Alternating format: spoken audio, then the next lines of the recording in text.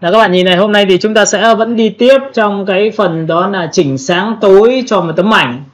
Và dựa vào cái chỉnh sáng tối để chúng ta chủ động cho mọi công việc chúng ta, vừa là phần chỉnh màu cho ảnh, vừa là cái việc mà chúng ta làm thiết kế thương mại nhá.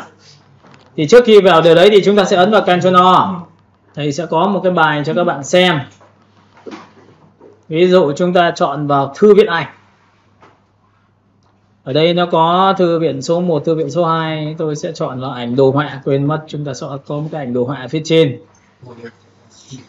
Sau đó thì các bạn sẽ nhìn thấy ở đây là những cái ảnh của chúng ta.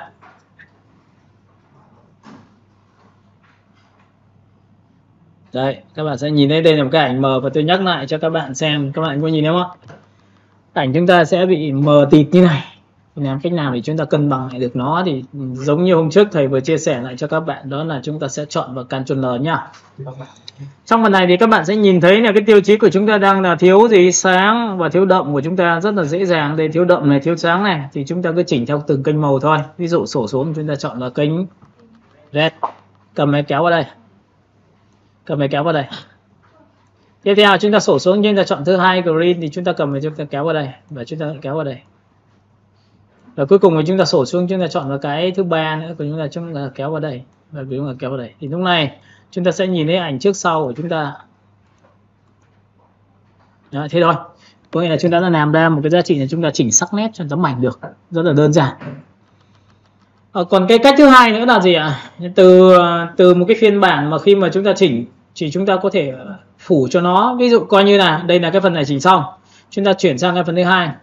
Tôi muốn rằng làm ra cái sắc tố của mùa thu. Các bạn nhớ nhá, mùa thu lá của chúng ta phải vàng, đúng không ạ? Thì trong cái phần Photoshop của chúng ta nó có tính năng rất hay, đó là chúng ta ấn vào biểu tượng đó là F7 để muốn tạo ra mùa thu. Thì cách đơn giản bạn lập ra một layer mới cho thầy. Và cách đơn giản thứ hai là các bạn hãy chọn cho tôi một cái màu tông màu, đó là màu nâu. Nhìn thấy màu nâu chưa? Và sau khi đã có màu nâu xong thì các bạn dùng Alt đen để đổi màu nâu lên thôi. Cái này nhá, các bạn muốn thay đổi tông màu gì đấy là việc của các bạn. Bởi vì các bạn có thể làm thiết kế thương mại mà bạn chủ động về màu, bạn kiếm một cái ảnh đẹp rồi nhưng mỗi tội nó không phải màu của các bạn. Làm nào ra được cái màu đấy, đúng không? Thì các bạn nhìn ở đây nó sẽ có thuộc tính cho các bạn, đó là phần color. Và nhìn thấy color không ạ? Color là thay đổi màu, đúng không? Nhưng ở đây nó còn phần là Hue, là thay đổi màu sắc tố của đối tượng chúng ta. Các bạn có nhìn thấy không ạ? Mọi người nhìn thấy này chưa? Và sau khi mà đã làm xong đến tầm này, tôi khuyên các bạn hãy dành cho tôi một cái giá trị, đó là gì? Chụp màn hình bằng Ctrl Shift N. Ctrl Shift N là chụp màn hình được nhá. Và đây là cảnh số 1. Và cảnh số 1 này tôi khuyên các bạn sẽ dùng một tiêu chí, đó là gì? Làm tối ảnh. Làm tối ảnh nhá. Ví dụ có những người làm đến đây thì có thể ấn vào cái Ctrl N và chỉnh cho nó sáng tối bằng cách là tôi cầm cái kéo đến tối tí và tôi kéo như này, thì nó cũng tạo ra một cái sắc độ trước sau này. Nhìn chưa? Màu nó cũng được, nhưng mà đây nha, nhìn này. Sau khi đã có tấm ảnh này xong, bạn sẽ chọn hòa trộn cho tôi, đó là làm sáng ảnh trước.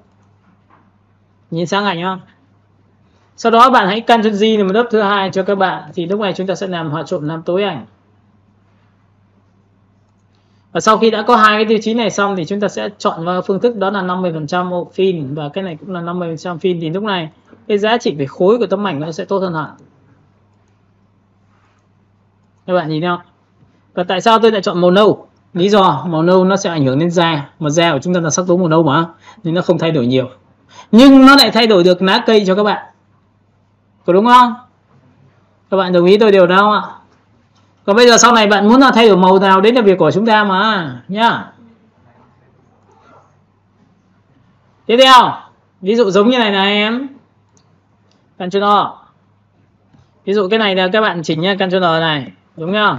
Sau đó bạn kéo sang đây cho tôi. Kéo này tí nữa nha. Kéo này, thực ra tôi kéo như này tôi sẽ kéo không nó quá tối đâu ạ. Đặt như này được chưa? Cái này tôi sẽ đẩy tí sáng như này. Ok, sổ xuống chúng ta chọn vào thuộc tính, quên mất, giữ phím An. Giữ An là reset lại khi mình làm sai. Hiểu cái này chưa? Rồi, sổ xuống chúng ta chọn vào kênh đầu tiên, thì cái này tôi sẽ kéo đây, kéo dần thôi, phải để ý nhá, để ý cái màu của chúng ta. Nhìn này, đôi lúc chúng ta nuôi vào đây quá, nhưng mà đôi lúc tôi không cần nhất thiết phải nuôi đâu. Phương thức thứ hai, các bạn sổ xuống, bạn chọn vào đây cho tôi, thì cái kênh này là kênh gì? Green. Kéo tầm này thôi. Cái này tôi sẽ đẩy đến đây. Bởi vì tôi cũng không muốn là nó quá đậm, nó tương phản mạnh quá. Và tương phản mạnh quá nó sẽ nằm ở giá trị các bạn hãy chọn vào overlay và shortline đấy ạ. Có nhìn này chưa? Đúng chưa?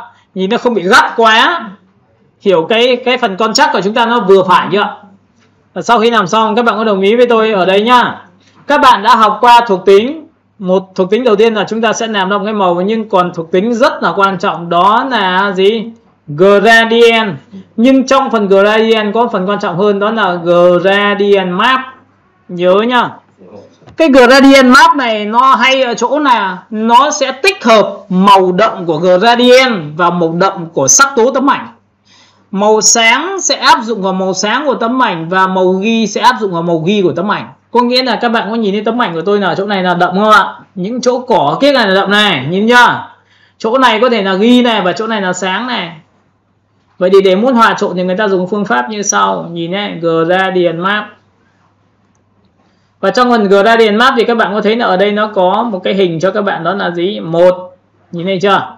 Đậm này. Trung gian nó sẽ áp vào đây này, nhìn chưa? Và sáng nhất nó áp vào bầu trời này. Hiểu cái này không ạ? Nó không phải là theo loại gradient thường nhá. Đây này, các bạn xem như này. Tôi cũng là chọn cái này nhưng mà tôi sẽ chọn gradient thường cho các bạn. Đấy, không được như mình mong muốn đâu ạ. Lập ra một layer mới và dùng gradient cũng tương tự như vậy, tôi chọn màu nâu. Đúng như này chưa? Và chúng ta kéo này. Đúng không? Sau đó thì chúng ta dùng hòa trộn là color này. Các bạn có thấy là chỗ này nó vẫn đi tuân thủ theo gradient không ạ? Nó không phải là thứ mà chúng ta kỳ vọng đến. Và cái kia nó khác nha. Gradient map là áp vào tấm ảnh của chúng ta là vùng đậm, sẽ áp vào vùng đậm của gradient. Cái này là dành cho những người không cần không chuyên nhá, có thể vẫn được blend màu được như bình thường theo tông màu mà bạn mong muốn. Thì đây thầy quay trở lại cho các bạn xem là cái gradient nó giúp ích cho các bạn cái gì. Để sổ xuống chúng ta chọn gradient map. Các bạn có nhìn nào ạ? Lúc này xong tiêu chí thì tôi sẽ chọn cái màu này nó lên đây. Và lúc này tôi sẽ tích vào đây là màu đậm nhất. Nhớ nhá, luôn luôn phải có sắc tố đậm nhất. Đậm nhất để lấy vùng màu đậm đấy ạ. Có nhìn không ạ? Phải có cái này nhá thì nó mới thực sự khác biệt. Có thấy không? Đừng bao giờ chọn cái sắc độ trung gian này mà làm cái ảnh gốc là màu đậm nhất. Khi đã dùng gradient map phải dùng như này thì mới gọi là chuẩn xác đấy. Tại vì nó luôn phải có vùng đậm nhất, vùng trung gian, vùng sáng đúng không? Thì mình lấy trung gian là vùng đậm thì nó đúng là sai. Và sau khi đã làm xong bạn nhìn ấn ok này. Lúc này bạn chỉ cần chọn cho tôi một thuộc tính hòa trộn thôi, đó là gì? Huê. Nhìn không? Màu đẹp không? Chắc là lấy từ tiền rồi đấy. Đúng không ạ? Và các bạn sẽ thấy rằng là tôi đã có một cái màu cho các bạn. Và cũng tương tự như vậy chúng ta sẽ làm gì? Mùa thu đúng không? Nhìn thấy mùa thu chưa? Đang từ xanh này chuyển đến mùa thu rồi, chuyển thành nghiền. Ok, chúng ta cũng tương tự như vậy. Chúng ta sẽ qua cái biểu tượng là thư viện ảnh. Chúng ta sẽ chọn vào biểu tượng G. Trong phần G thì tôi sẽ chọn một cái cô gái là nhìn lên bầu trời không biết bao giờ mà có tiền rơi xuống. Đúng chưa? Biết đâu tiền rơi xuống thật thì còn nhặt chứ. Thì các bạn có nhìn thấy đây là một tấm ảnh mà bình thường nếu mà chúng ta chụp ở các vùng quê thì thường thích phong cách là tươi trẻ, tươi, màu phải tươi. Trong Sài Gòn người ta cũng thích một cái phong cách như này, chỉnh màu phải tươi lên, màu xanh xiết là xanh lên. Nhưng mà ở Bắc của chúng ta và đặc biệt Hà Nội của chúng ta thì cực kỳ khó tính, nên thường người ta sẽ có một cái phong cách như sau, đó là gradient map. Trong phần gradient map này thì các bạn nhớ là tôi chọn màu nâu. Lý do tại sao tôi chọn màu nâu? Bởi vì nó chính là tông màu da. Nhớ nhá. Còn cái này mà bảo thầy ơi em ta màu xanh mà lại không được thì đúng rồi. Em ơi em chọn màu xanh. Khổ quá, màu xanh nó có liên quan đến mặt đâu. Tất nhiên tỷ lệ phần trăm của da người của chúng ta là có màu xanh, nhưng nó không phải là màu chủ đạo. Hiểu cái này chưa? Nên khi chọn vào tông màu thu đông thì người ta chọn theo cái này.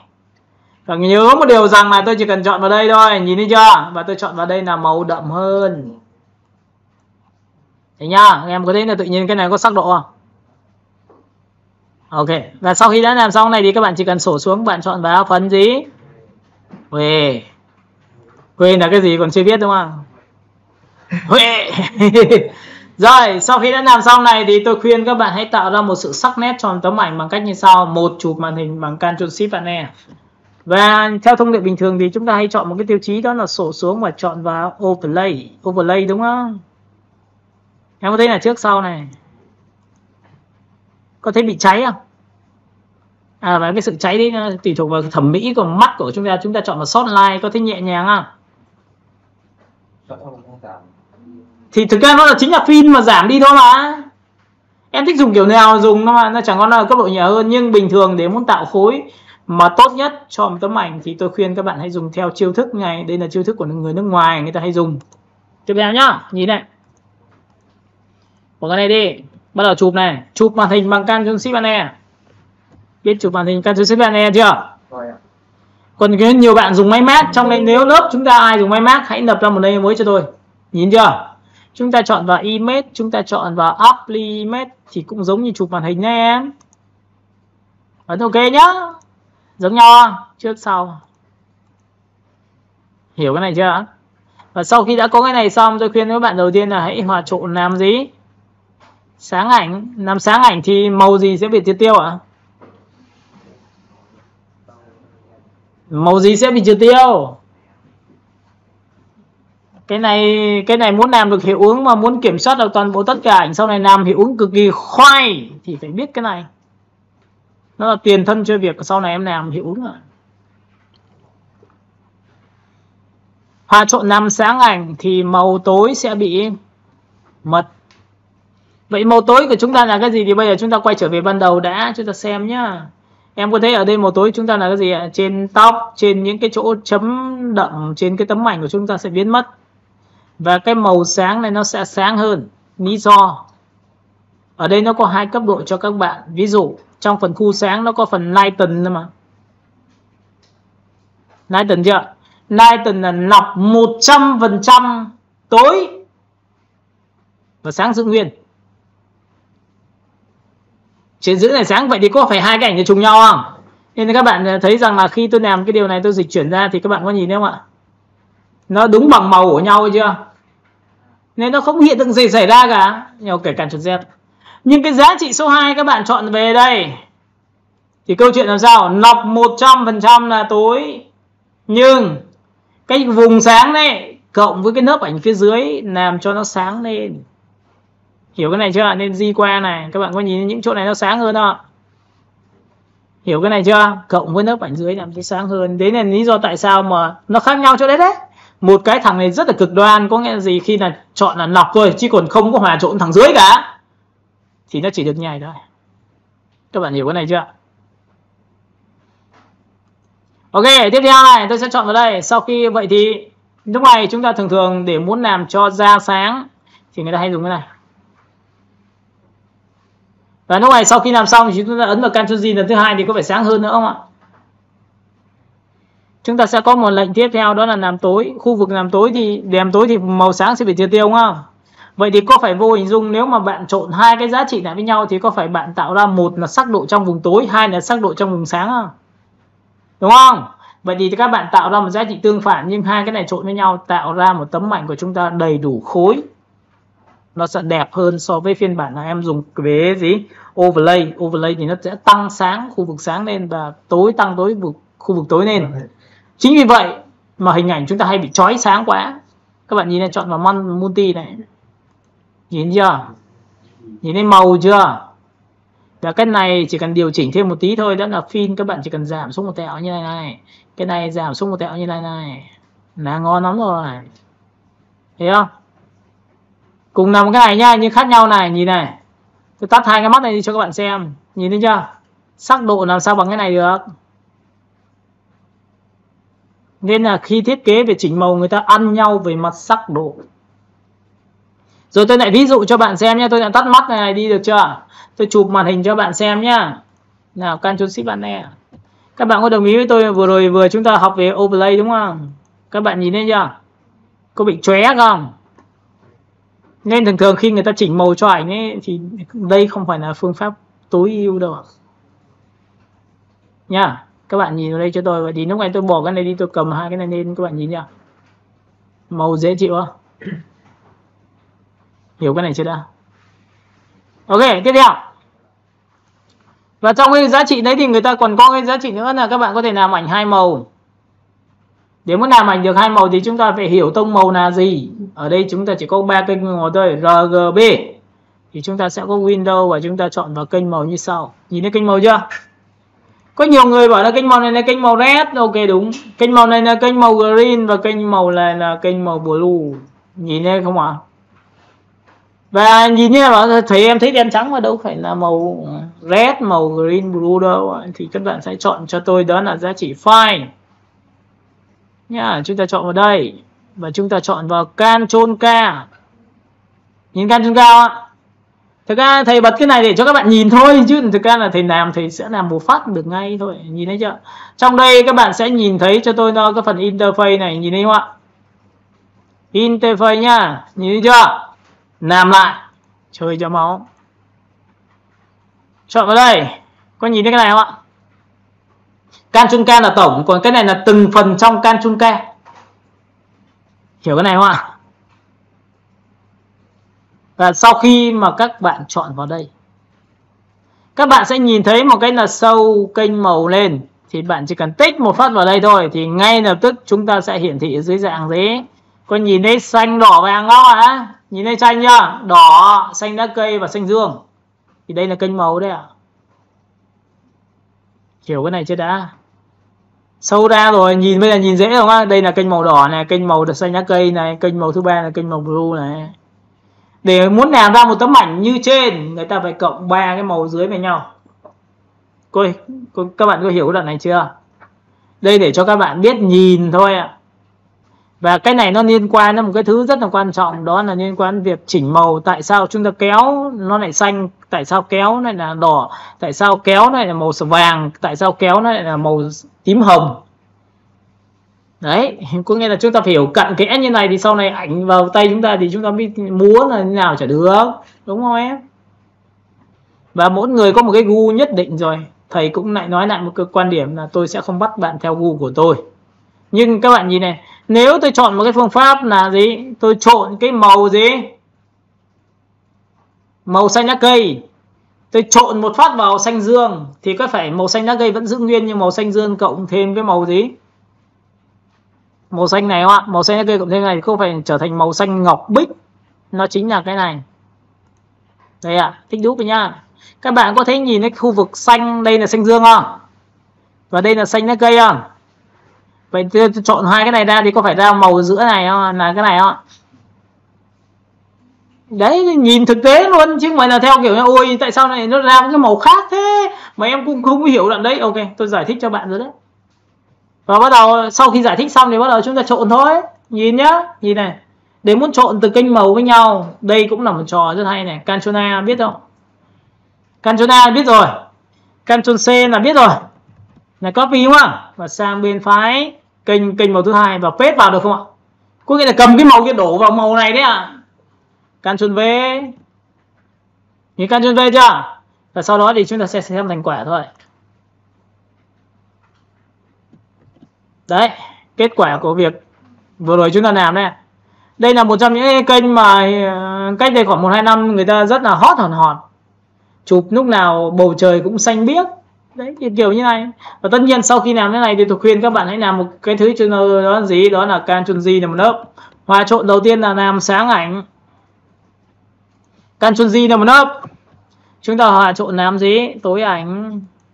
Và tất nhiên hai cái này đừng có mạnh quá, chọn ở đây thôi. Tiếp theo chọn cái này 50 thôi. Thấy chưa? Màu chúng ta đã chuyển sang màu khác rồi. Vừa rồi tôi chọn cho bạn xanh nâu rồi. Tất nhiên để muốn cho nó tuyết rơi hay cái gì đâu. Và tất nhiên sau khi làm xong đến đây thì để cho nó thật hơn là ấn Ctrl O cho tôi cái. Để làm gì ạ? Tìm tuyết rơi. Các bạn có tuyết chưa? Đấy, có rồi gì nữa à? Background, chọn vào texture. Cho texture thì 5 chuột xuống dưới. Tại vì đây là thư viện của tôi nên tôi thuộc. Hiểu chưa? Ấn open. Thì có phải cái này ấn vào Ctrl E là chọn hết, Ctrl C copy và sang file thiết kế này thì có phải là chúng ta sẽ làm sao ạ? Ctrl V không ạ? Và sau khi Ctrl V xong thì các bạn nhìn vào đây. Cái đây là tuyết rơi đúng không? Mùa đông tuyết rơi thì đúng rồi, vậy da mặt nó phải lạnh thì đúng rồi nó. Thì có nhiều ông cứ cho tuyết rơi nhưng mà lại mùa xuân. mình cũng tính vậy cơ, sổ xuống chúng ta chọn hòa trộn gì, đúng không ạ? Và tất nhiên là Tuyết lúc này hơi vô duyên, lý do là rơi đúng mặt, và tôi muốn không có vào trong phần mặt thì tất nhiên nó phải liên quan đến về mặt nạ. Có đúng mặt nạ không em? Tạo mặt nạ thôi. Và tất nhiên câu chuyện bút bê của chúng ta bắt đầu có tác dụng, đó là XD này, X màu đen. Kiểm tra cho tôi là opacity, kiểm tra tất cả thông số không bị sao hết thì bắt đầu tôi bắt đầu bớt vô duyên.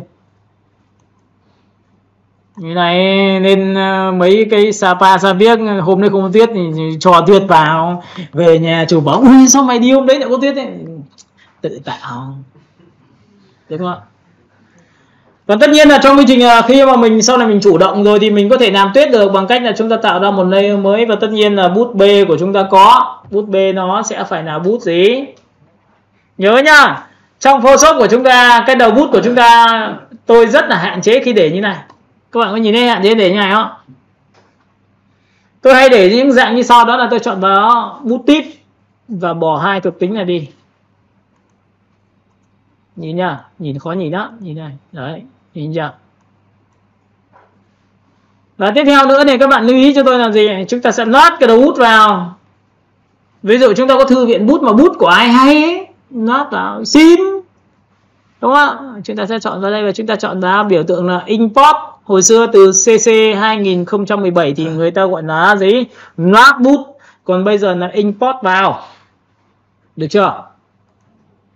Và sau khi chọn vào xong thì các bạn hãy chọn cho tôi đó là gì? Đồ họa. Chúng ta chọn vào G. Và tôi có một cái bút này là bút tổng hợp của tôi ấn là loát một phát thì ngay tức chữ G xuất hiện. Và chữ G xuất hiện tích một phát. Có quá nhiều bút để chúng ta lựa chọn. Nhìn đâu ạ? Nhìn chưa? Ở đây chúng ta bỏ bút name đi. Đấy, em nhìn thấy bút của tôi chưa? Và lúc này tôi được quyền chọn là gì? Bút nhòe, đúng không? Tích vào đây một cái, tô xem nhẹ, nhòe thật. Rồi. Và bây giờ Tuyết rơi của chúng ta phải là màu gì ạ? Rồi, cảm ơn em. Tiếp theo, cái này của chúng ta tăng 100% ấn vào đây một cái. Ok. Tiếp theo, sổ xuống thu nhỏ cái đầu bút lại. Tất nhiên bút này nhòe nhá, các bạn nhớ nhá. Còn kéo như này lên thì hôm trước thầy đã nói với em nó sẽ thành cứng nhảy, đúng không? Nhòe, nhớ nhá. Ok, sổ xuống, nhòe này bằng cách ấn vào đây thì tích vào đây nó nhòe, không ạ?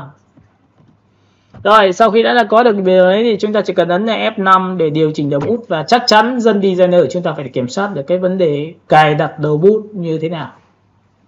Cái này các bạn phải tưởng tượng rằng sau này nó không phải là một cái hình như này mà nó có thể hình một cái khối nào đó. Nó có thể trở thành một con chữ, nó có thể gì đó, hoặc lá cây đều có thể làm ra cái này. Đầu tiên chúng ta sẽ chọn vào Shape Dynamic. Nhìn sau đây anh Minh chưa? Cái này nhớ là không được tích vào, chỉ tích vào đây thôi, mà phải tích thẳng vào chữ. Để gì? Để khi kéo như này chúng ta sẽ có độ to nhỏ của đầu bút. Được chưa? Thứ hai của chúng ta thì ấn vào đây. Đây là độ bay lên trên, bay xuống dưới của đầu bút của chúng ta. Cầm này chúng ta bay lên trên này, nhìn thấy bay lên trên, bay xuống dưới chưa? Em nhìn này chưa? Rồi tiếp theo phần chúng ta có một cái phần đó là phần transfer của đầu bút. Nhìn transfer chưa? Thì đây là độ gì? Mờ rõ, xa gần, nhìn xa gần chưa? Và tiếp theo chúng ta quay trở lại với phiên bản đầu tiên, đó là bút tip shape. Thì cái này nó sẽ là giãn cách giữa các đầu bút ra, nó nằm ở đâu? Nó chính là cái này. Nhìn thấy không ạ? Con này là xít vào nhau nhá, còn cái này giãn ra như này, được chưa? Sau này làm những cái biểu tượng mà nước hoa, nước thiếc, những cái gì óng mài óng ánh ấy, người ta sẽ dùng cái này đấy. Được chưa? Rồi, sau khi đã làm xong, các bạn tiếp theo này, thử nhá. Bây giờ rắc thôi. Các bạn nhìn thấy nhá. Và tất nhiên là rắc, đừng có rắc vào mặt người ta được. Chúng ta sẽ có tuyết rơi. Yeah. Của cái trường hợp thứ hai như thế này này, nếu tôi ấn F12 để cho các bạn nhìn nó dễ ra. Các bạn có thể chọn cho tôi một cái phương thức là ví dụ cái tuyết rơi lúc này bạn rắc lên đây thì có phải nó sẽ như này không các bạn? Được chưa? Và thậm chí là có nhiều người sẽ làm sao cho một cái đầu bút nó thu nhỏ lại và rắc nó như này này.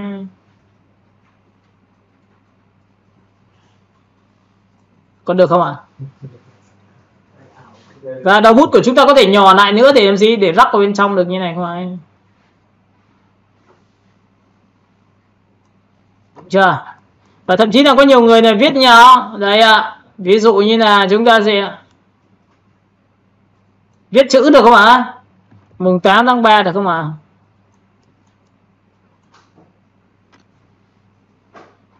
Có nghĩa là phải viết ra. Còn nếu mà mọi người làm thì chúng ta có thể tự làm rất là nhiều thứ từ cái phiên bản này, đúng không ạ?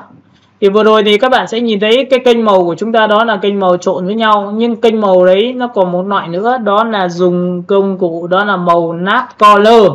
Và nap color của chúng ta nó sẽ có image, chúng ta chuyển đổi cái kênh đuôi nó đi thành nap color này. Nhìn thấy nap color chưa?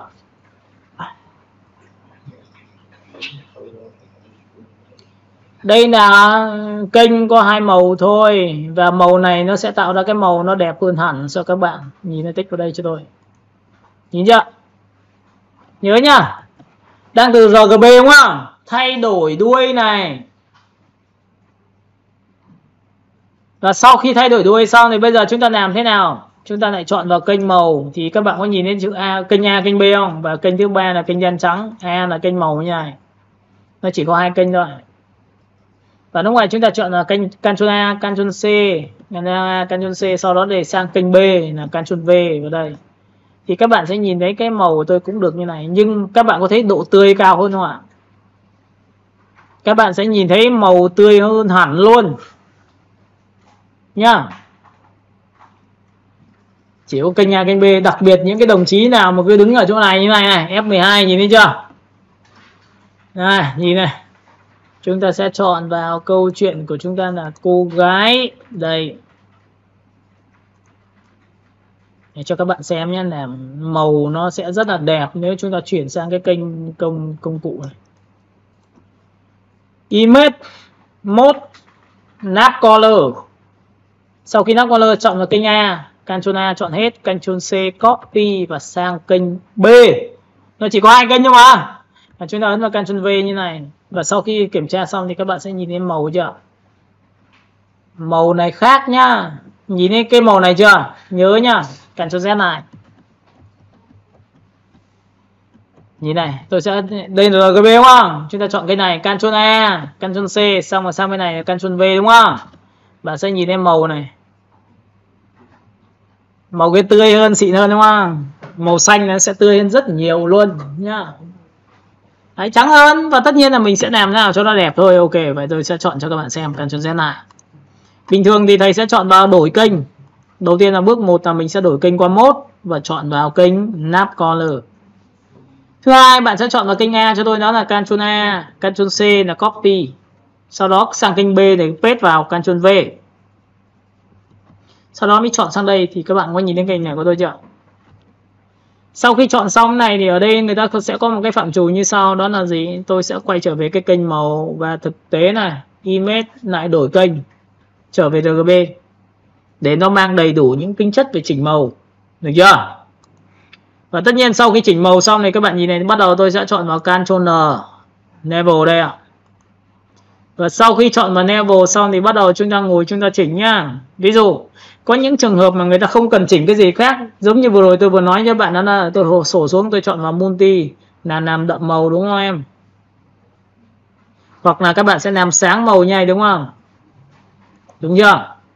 Sau khi làm sáng màu xong thì chúng ta làm cái gì ạ? Chuột phải chọn là blending option. Cái này có liên quan đến phần chỉnh ảnh không? Lúc này chúng ta sẽ thuộc tính là bỏ tất cả vùng đậm đi. Nhìn thấy đâu, bỏ vùng đậm chưa? Đến đây đúng không? Giữ phím man cách ra. Nhìn thấy chưa? Và lúc này sau khi đã chúng ta kiểm tra trước sau nhá. Ok này, nhìn này trước này. Thấy ánh sáng đã đập vào cái phần má chưa? Và lúc này chúng ta ấn vào đây là Ctrl Y ngắn. Để làm gì? Để dùng bút B. Bút B của chúng ta làm gì? Để phóng to ra. Chọn bút B. Nếu bạn nào mà chưa làm bài trước thì hôm nay bài nhắc lại sẽ rất là mệt mỏi đấy. Bởi vì nó rất là rộng. Đối với Ctrl N ngồi chỉnh hết thì chắc lâu phết thời gian đấy. Các bạn sẽ nhìn thấy ấn vào phím X để nó trở thành màu trắng, bởi vì đây là mặt nạ màu. Và tất nhiên kiểm tra thông số thì tô quán đâu thì các bạn nhìn thấy gò má nổi hơn chưa? Nhìn này, trước sau này. Thấy không ạ? Chúng ta chỉ cần gẩy một tí. Ok, chỗ tóc này gẩy một tí nữa. Chúng ta gẩy một tí tóc chỗ này nữa. Để cho nổi khối mà. Ok, tiếp theo chúng ta gẩy lên phần tay này nữa. Nhìn thấy chưa? Các bạn có nhìn thấy cái này của tôi chưa? Và sau khi làm xong chúng ta làm thêm công đoạn nữa. Chụp toàn bộ màn hình bằng Ctrl Shift Alt E. Biết là chụp màn hình đúng không? Chúng ta sẽ hòa trộn làm sáng ảnh tiếp theo một lần thứ nhất. Lại chụp màn hình tiếp theo một lần nữa là chụp màn hình tiếp. Thì có phải là chúng ta sẽ chọn vào đâu à? Đấy nhá, các bạn nhìn này. Chụp màn hình một lần đầu tiên là chúng ta hòa trộn làm sáng ảnh này. Đấy chưa? Nhìn này, hòa trộn làm sáng ảnh này. Sau đó em hãy ấn vào Ctrl G thì tôi có hai lớp. Lớp thứ hai này chọn vào Multi. Và nước ngoài mới chọn vào cái này này. Thì bao giờ tấm ảnh của bạn nó cũng sẽ đẹp hơn này, nhìn thấy chưa? Tiếp theo này. Đối với người mà bên nước ngoài sau khi làm xong nó còn phủ lên một lớp nữa, đó là lớp màu ghi 50%. Ghi 50% để làm gì? Đây cho các bạn xem. Chúng ta sẽ chơi trò là lập ra một layer mới và đổ hoàn toàn màu ghi bằng lệnh là chọn vào Edit và chọn vào Fill cho nó một cái màu. Và Fill này thì các bạn sẽ nhìn thấy là nó sẽ làm sao? Nó sẽ có một cái biểu tượng là 50% ghi. Tại sao 50% ghi lại có tác dụng? Bởi vì khi mà chúng ta dùng hòa trộn là Overlay và Shortline thì không có tác dụng gì luôn. Đấy ạ. Nhìn này chưa? Thử nhá. Chọn vào Overlay này. Kiểm tra trước sau xem có vấn đề gì. Trước sau. Các bạn có thấy tác dụng gì không? Chả tác dụng gì. Lý do tại sao? Thì bây giờ tôi cho bạn xem. Tôi bỏ cái này đi trước tôi giải thích nhá. Nếu thầy vẽ một cái biểu tượng hình vuông, đặt vào đây. Chúng ta sẽ chọn đầu tiên là màu trắng. Lập ra một layer mới và đổ màu trắng này. Sau đó từ màu trắng thì tôi sẽ giữ phím Alt, tôi sẽ đẩy vào đây một lớp màu đen bằng Ctrl Y ngắn. Biết đen thành trắng chưa? Thì đây là phương pháp để kiểm tra, đó là màu tương phản đối nghịch nhau đấy. Ví dụ nhá, nếu tôi chọn cái này là màu vàng, cho các bạn xem. Ok, bạn vẽ một cái màu vàng đây. Đổ màu nhá. Thì bây giờ bạn muốn tìm ra màu tương phản của nó để là làm đồ họa, là có phải là tương phản quan trọng không? Dùng chữ quan trọng không? Chỉ ấn vào Ctrl Y viết ngay là màu tương phản nó màu gì. Bạn dùng hai cái màu này kết hợp với nhau, tôi đảm bảo cho bạn biết màu trong đồ họa cũng kinh luôn. Tương phản của nó đấy. Xanh đối với vàng vừa rồi đấy. Vàng bao nhiêu? Vàng như thế nào gọi là tương phản? Đây là tương phản đấy. Đen và trắng. Vàng và gì? Đấy vừa rồi các bạn có nhìn thấy vàng và xanh không? Ok. Tí tôi cho các bạn xem màu cổ điển nhá. Tiếp theo chúng ta sẽ chuột phải chọn vào đây, tôi copy đây, ở đây tôi có 3 chế độ. Chế độ số 2 thì tôi sẽ đặt là 50% bằng cách khóa nền. Thứ ba chọn là màu 50% nó nằm ở đâu? 128. 128. Cái này là 128. Đấy nha, thông số thực ra là nó chính là 50% thôi, nhưng mà làm như này cho nguy hiểm em hiểu chưa? Nhiều ông nhìn vào ui cái này thông số phải đánh đúng thông số này nhưng mà không có hiểu là gì cả. Nhưng thực tế nó chính là 50% đấy. Ok, hiểu cái này chưa? Được chưa? Và sau khi làm xong thì bây giờ chỉ việc làm sao khóa nền rồi đổ thôi, ăn đen. Sau đó tôi sẽ có 3 đối tượng cho các bạn bấm Ctrl E ép lại cả 3 hình lại với nhau. Các bạn có thấy không ạ? Và lúc này ở đây có một tiêu chí như sau là khi tôi sổ xuống tôi chọn vào Overlay thì màu ghi 50% không có tác dụng. Em thấy ghi 50% có tác dụng không? Không, chỗ này giống hệt nhau này, nhìn này, nhìn chỗ giữa này. Thấy không? Giống hệt luôn. Ok, tiếp theo quay trở lại ban đầu. Nhưng từ màu ghi này nó sinh ra một cái phiên bản như sau này. Nếu tôi vẽ một cái hình, tôi lập ra một layer mới mà tôi chọn một cái màu đó là ghi 50%, nhưng lúc này tôi kéo cái ghi lên phía trên, có nghĩa là ghi sáng hơn màu ghi 50%. Đổ màu nhá. Thì các bạn có thấy rằng này đấy nhá, tôi sẽ cho các bạn xem luôn. Tôi sẽ kéo này, tôi sẽ đẩy cho nó cao này tí. Ok, đổ màu nhá. Đây. Thì bạn yên tâm một điều rằng cái màu này và màu này có phải là nó sẽ khác nhau không? Và những cái nào ghi mà thiên về sáng hơn ghi 5% thì nó cộng với lớp ảnh dưới làm cho sáng ảnh. Nên chính vì vậy mà người ta sinh ra cái trò là Overlay. Thì các bạn có nhìn chỗ này sáng không? Di qua nhìn thấy sáng chưa? Mặt sáng chưa? Hiểu cái này không đấy? Rồi tiếp theo nhá, cũng là cái màu ghi này. Tôi lại trở về trạng thái, tôi lại chọn vào y ngắn, vẫn là cái nơ đó, tôi lại chọn vào y ngắn, tôi chỉ vào đây và tôi lấy màu ghi nó thiên về tối, là có phải xuống dưới đây không ạ? Có nghĩa là dưới 5% rồi. Ấn đổ màu thôi, ăn đen. Đấy, và chưa khóa nền này. Thì thấy tối hơn chưa? Thì các bạn nhớ một điều rằng nếu trong trường hợp ghi mà đậm hơn màu ghi 5% màu hòa trộn overlay thì nó sẽ cộng với nước bạch dưới làm cho đậm màu. Thấy tối hơn chưa?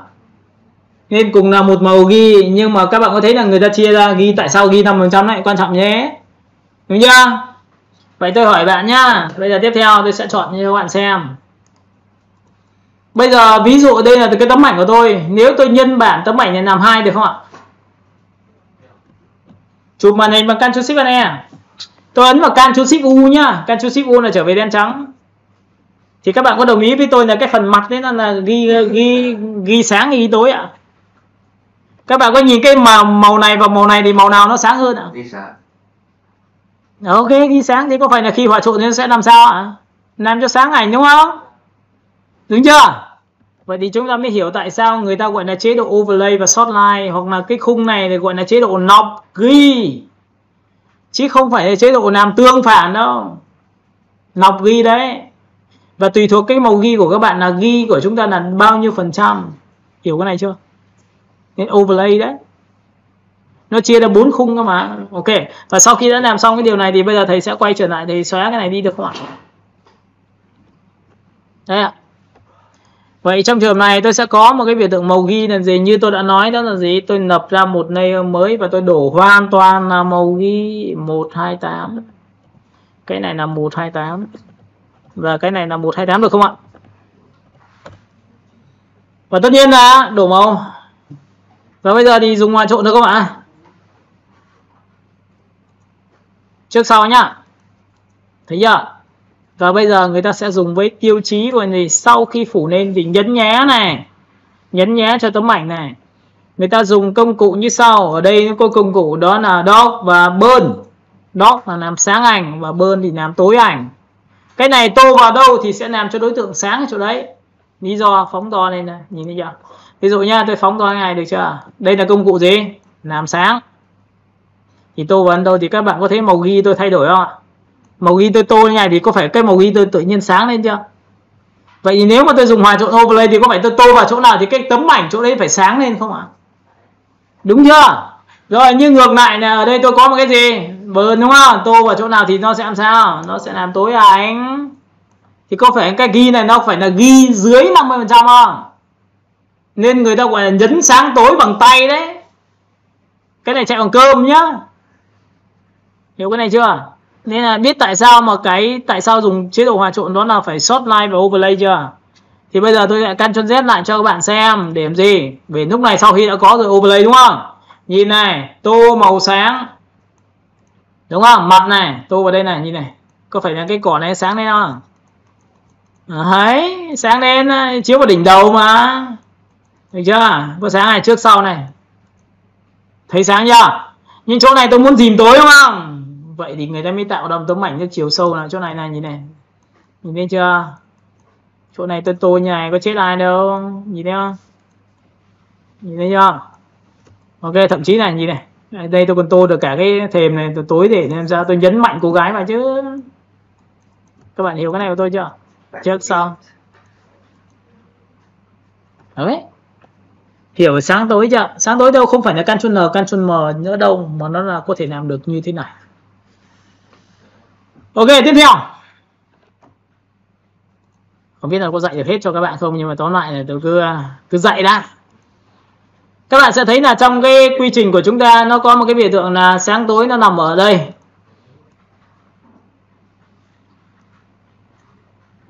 Nhìn đây không ạ? Có nhiều người làm này cũng như là gì, tôi có một cái sản phẩm màu tím, background đẹp lắm rồi, thích lắm rồi, muốn đổi nó lại là màu trắng.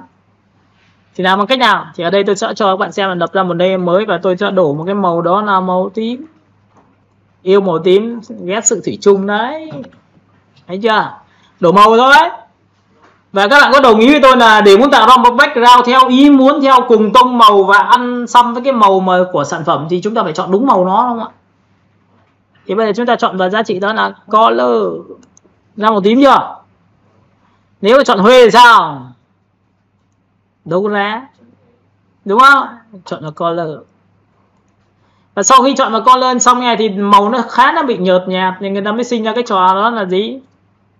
Đó là tích vào đây, chọn vào biểu tượng Ctrl gì? Và sau khi Ctrl N thì các bạn có nhìn thấy thiếu sắc độ không? Cầm cái kéo đây lên miền liền này. Thấy chưa? Còn nếu bình thường thì chúng ta có thể chỉnh theo từng kênh màu để ngồi chúng ta chỉnh. Yeah. Cái này chỉnh tốt hơn hay gì ạ? Các bạn có nhìn thấy cái này của tôi chưa? Rồi kênh thứ hai là kênh gì? Green. Tiếp theo chúng ta sẽ chọn vào đây,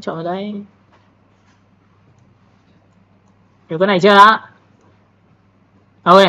Và người ta có thể chọn theo phương pháp này để tạo ra một cái background. Nhưng background tốt nhất thì người ta nằm ở đâu ạ? Nó nằm ở gradient map như vừa rồi thầy vừa chia sẻ cho các bạn đấy ạ. Trò đấy là trò cực kỳ hay. Đấy, nhìn thấy nhá, nó nhợt nhạt đúng không? Thích vào đây. Đấy đi. Chúng ta sẽ chơi trò này, sổ xuống. Ở đây nó sẽ có biểu tượng gradient map. Thì có phải màu đậm sẽ ám vào khu vực màu đậm tấm ảnh, màu sáng ở ám khu vực sáng tấm ảnh không? Thì luôn luôn như thầy đã nói với em là cái này phải là cầm đây, trung gian. Tiếp theo ở đây phải có một cái gọi là thằng đậm nhất là thằng này. Nha, phải có một cái đậm nhất nhá, hiểu chưa? Có nhìn này không? Thì lúc này chúng ta biến thành từ một cái background theo cái cách của chúng ta, nhìn này, trước sau này. Theo tím, các bạn không thích theo tím thì bạn sẽ thích theo gì? Chọn một cái khác được không ạ? Chọn sang xanh lá cây nhá, xanh lá cây này. Và tất nhiên bên này cũng phải là xanh lá cây đậm. Các bạn hiểu cái này có thể không ạ? Và khi mà rơi vào trường hợp nó bị cứ nhợt nhạt như này thì bắt buộc lại phải dùng thêm một cái nữa, đó là Ctrl N. Cầm cái biểu tượng này, đây là gì? Đậm đây, sáng đây, chúng ta đây cầm cái kéo này đã khác nhau rồi. Hiểu cái này chưa? Thế là chúng ta đã có background xanh lá cây. Và đây là một trong những cái cách để các bạn có thể biến đổi những đối tượng. Ví dụ thay màu áo cho đối tượng có được không ạ? Thay màu áo cho đối tượng sản phẩm có được không ạ? Chúng ta sẽ chọn một cái download. Chúng ta sẽ chọn vào phần mỹ phẩm. Chúng ta chọn vào tông vàng như này này.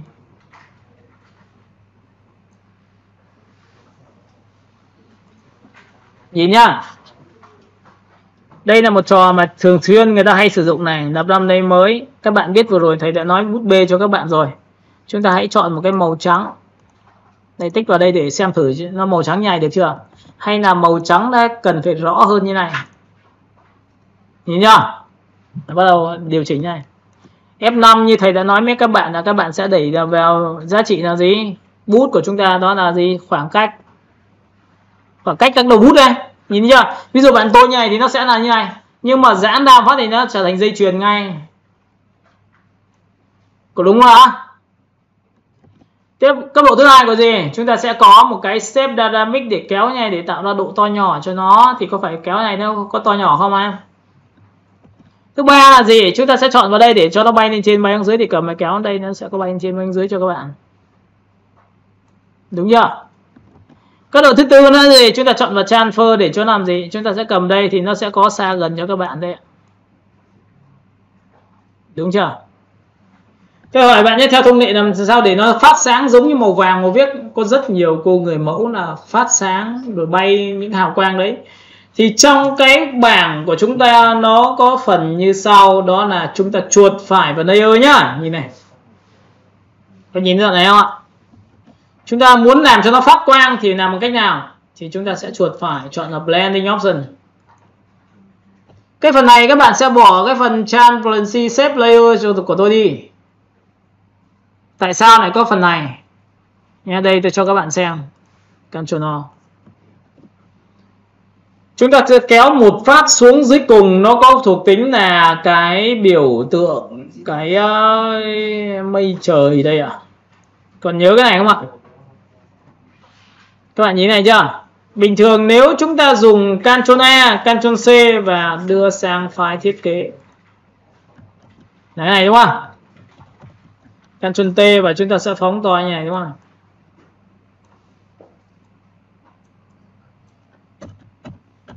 Thì có phải nó như này không em? Bình thường nếu chúng ta dùng hòa trộn đó là làm sáng ảnh thì các bạn có thấy cái ánh sáng chiếu từ trên xuống như này không ạ?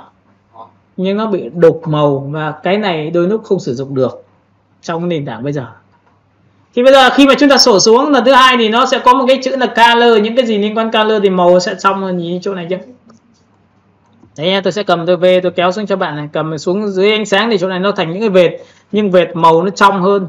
Và để muốn nhân bản cái này lên thì có phải ấn vào Ctrl G này không ạ? Càng Ctrl G thì nó sẽ tạo ra những tia nhưng màu nó có trùng với các màu nền không?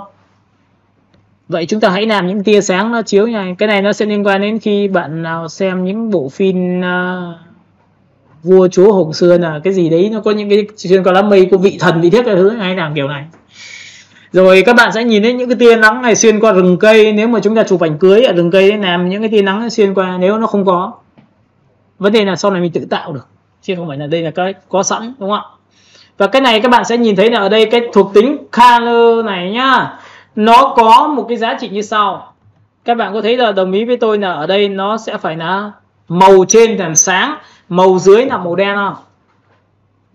Thì để muốn làm ra cái này thì chắc chắn bạn phải làm tiêu chí này còn gì nữa. Đây tôi cho bạn xem. Vậy thì vừa rồi tôi vừa làm cho các bạn là tôi lập ra một đấy, tôi dùng bút bê đúng không? Tôi vẩy như này đúng không? Và để cho nó phát sáng thì có phải là tôi phải làm thao tác này gì? Lập ra một layer mới và chọn cho nó màu dưới là màu gì? Ok, màu đen. Các bạn có thấy là nó phức tạp rồi này không? Chọn cả hai nhá. Ép vào nhau thì có phải là lúc này tôi cũng có một cái ảnh giống hệt những cái kia không? Và lúc này tôi chọn thuộc tính là gì? Có nhìn thấy cái này nó lấp lánh chưa? Và lúc này sau khi đã có lấp lánh rồi tôi được quyền là chọn cái bút bê của tôi là màu trắng và được quyền vẩy vào là theo cái cách của tôi, đúng không ạ? Đây. Đây, nhỏ hơn này, nhìn thấy chưa? Vẩy lên đâu thì nó đều lấp lánh và theo cái màu của đấy, đúng không em? Đúng chưa? Nhưng bây giờ có cách nào khác không? Đây, rõ ràng cái cách này cứ phải ép cả hai cái thành một đây. Thì cách thứ hai vừa rồi thầy vừa chỉ cho các bạn đó gì? Chuột phải, chọn blending option. Trong phần này thì các bạn sẽ nhìn thấy là transparency shape layer nó tương ứng với giá trị đó là một cái nền đen dưới luôn rồi. Nhìn nhá, cái này tương ứng với một cái nền đen dưới rồi. Bỏ thuộc tính này đi. Và lúc này chúng ta hộ chọn vào thuộc tính gì? Color. Giống nhau không? Tiện hơn rất là nhiều. Không cần phải nền đen này đeo hết, chọn mỗi cái này ăn rồi. Ấn ok. Và cái này các bạn nhớ một điều rằng là chúng ta viết cái gì ra cũng ra vật liệu phát sáng nha. Thì đây là những cái mà để cho nó cái giá trị sản phẩm nó lấp lánh hơn, cho chữ nó đẹp hơn. Thậm chí là sau này khi mà các bạn làm đấy thì các bạn nhìn vào đây. Rồi bây giờ thì chúng ta sẽ đi đến phần gì?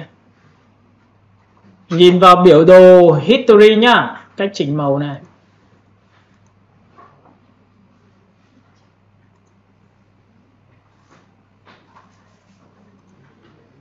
Còn nhiều lắm, nói chung là chúng ta cứ phải ngồi chúng ta F12. Đây. Nào, Ctrl. Chúng ta sẽ có một cái hình ảnh như sau, thư viện ảnh, và chúng ta sẽ chọn vào phần sửa ảnh. Photoshop nha, sửa ảnh này. Trong phần sửa ảnh thì các bạn sẽ nhìn thấy là ví dụ có những cái ảnh của chúng ta chụp nó bị đỏ quạch như thế này. Thì chúng ta phải nhìn là rất là đơn giản là làm thế nào để nhìn được cái màu của nó. Ví dụ chúng ta ấn vào Ctrl N. Các bạn có thấy là cái này thiếu mũi sáng và kéo như này thì có phải là vẫn thế không? Thì để muốn nhìn được nó này, nhìn này, các bạn nhìn này, chúng ta chọn vào Windows và chúng ta chọn vào biểu tượng kênh màu, đó là gì? Histogram. Nhìn thấy histogram chưa? Cái này bạn nào chơi MU rồi thì biết ngay. Nhìn thấy chưa? Giống không? Và cái này nó thể hiện 3 kênh màu của các bạn, thì các bạn sổ xuống cho thầy và lúc này chọn vào sâu. Nhìn chưa? Kênh đầu tiên là kênh red, kênh thứ hai kênh này và kênh thứ ba. Vậy thì với những 3 tiêu chí này chúng ta sẽ phải điều chỉnh như thế nào? Lúc này các bạn sẽ chọn vào biểu tượng image và chọn vào adjustment và chọn vào Ctrl N.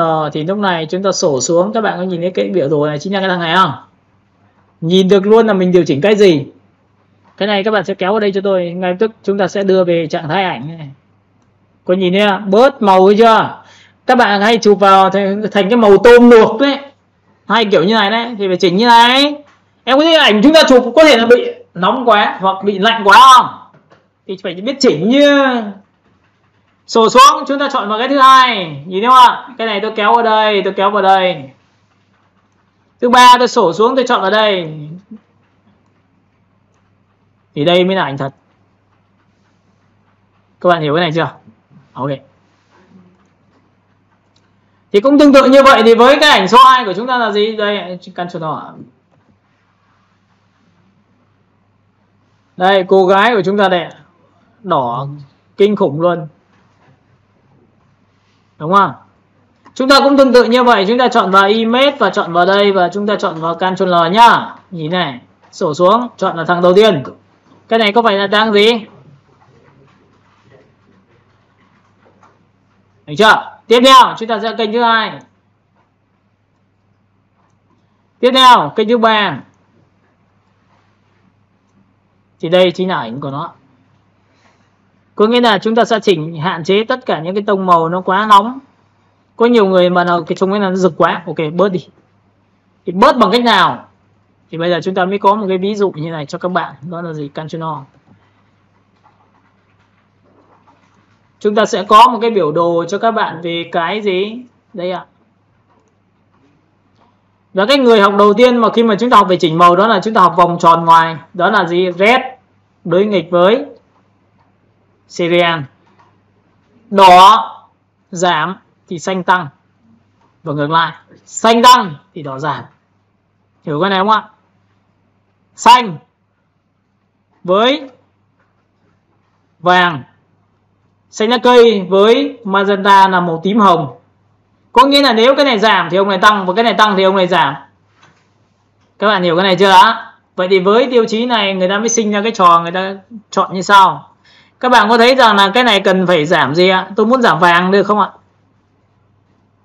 Thì lúc này tôi chọn qua image, tôi chọn vào adjustment và tôi chọn vào Ctrl N cho các bạn. Thì lúc này để muốn giảm vàng thì cái kênh vàng nó nằm ở đâu?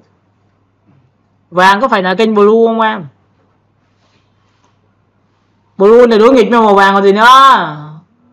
Còn nhớ cái loại vừa rồi vừa chúng ta vừa làm không? Vậy tôi hỏi bạn nhá, bên này là màu gì?